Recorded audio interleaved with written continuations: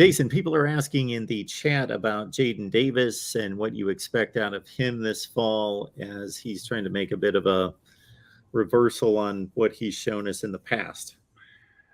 Yeah, it's so that was one of my kind of key points, and probably the biggest, still to me, the biggest surprise coming out of the depth chart release. I mean, we talked about this a little bit here on this channel, that he's been running with the ones, and so probably not a complete surprise to see him listed as the starting cornerback, um, early on, and in that initial depth chart. And there was even a question to Venables in his press conference, which he took a little bit of an exception to, about the surprise of him being listed as the first team cornerback.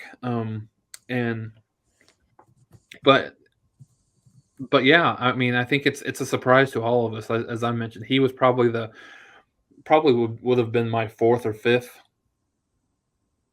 and not really choice, but fourth or fifth thought of who would be the starting cornerback for Oklahoma. I figured DJ Graham would be one opposite Woody Washington, or maybe even Josh Eaton, or maybe even CJ Colden coming over from Wyoming. But no, but everything's earned with Brent Venables, so I think it'll be one of the key things to watch.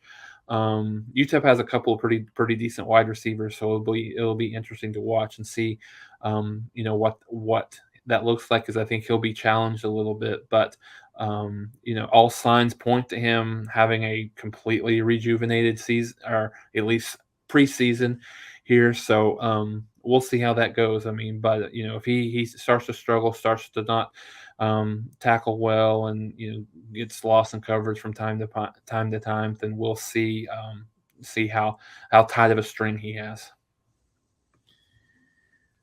Yeah, we'll keep the Casey Thompson comments brief. Obviously, we stick to Oklahoma here, but he is an opposing quarterback coming up in a couple weeks. He looked like Aaron Rodgers for the first half, and then he just lost his rhythm and a bit of confidence, and they started to bring some heat. And he had a clean pocket for his first 15 throws of the game. He was throwing 7-on-7 drills. There wasn't a hand in his face, nothing, and he delivered the ball beautifully.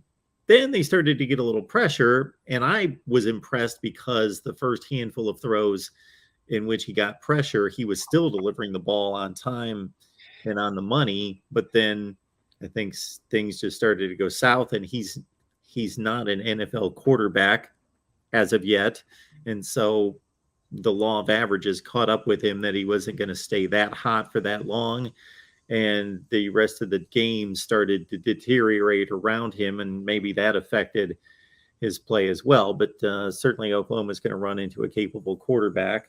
That's probably one of the 10 or 20 best in the country. He's not at the very top by any stretch, but he's really good. And he's not going to threaten the defense running the ball. He's mobile enough, but that's what Oklahoma is going to see in a few weeks. Yeah, no, you're right. I mean, I think as you'd mentioned, and keeping the comments brief, one of the things he struggled with last year at Texas, when he had pressure in his face, his accuracy and things like that would fall a little bit. And yeah, he can run, but he's not the most mobile quarterback in the country. So I think if teams are able to get in his face and generate some pressure, I think you have the capability. But I think, they were firmly in control of that game, 28-17, and then the inexplicable onside kick call obviously completely changed the game. But yeah, I mean, the offensive line didn't protect as well as in the second half as they did in the first half. So yeah, I think he's one of those guys, and most quarterbacks are the same, but I think he's one of those guys that really is reliant on a good clean pocket.